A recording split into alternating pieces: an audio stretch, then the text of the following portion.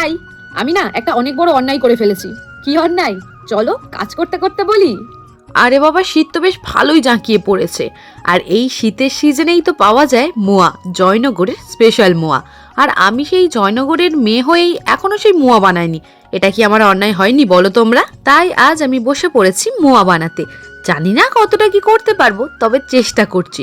ওই তো প্রথমে কিছুটা মাটি বেলে নিয়ে একটা কাপ বসিয়ে মাপ করে কেটে নিয়েছি, নিয়ে একটা ছোট্ট মতো প্লেট তৈরি করে নিয়েছি। তারপর একে একে বেশ কিছু মাটি এইভাবে গোল করে নিয়ে উপর থেকে একটু মোয়া আকারে শেপ দিলাম এবং তার উপর দিয়ে দিয়েছিলাম কাজু বাদাম। তো আমার মোয়া তো একদম রেডি, চলো একটু শুকিয়ে আনা যাক। শুকিয়ে গেছে, আর শুকিয়ে গেছে মানেই তো রং করার পালা। তাই আমি আগে প্লেটটাকে রেড কালার করে নিলাম, তারপরে একে একে আমি মোয়াগুলোকে কালার করে নিচ্ছি হালকা ঘিয়ে কালার দিয়ে। তারপরে তো আমি এখানে একটা হালকা ব্রাউন কালার দিয়ে দিচ্ছি, যাতে আমি গুড়ের আকারে কালার আনতে পারি। তো আমার মোয়া তো একদম রেডি, তো চলো ফাইনাল লুক দেখা যাক।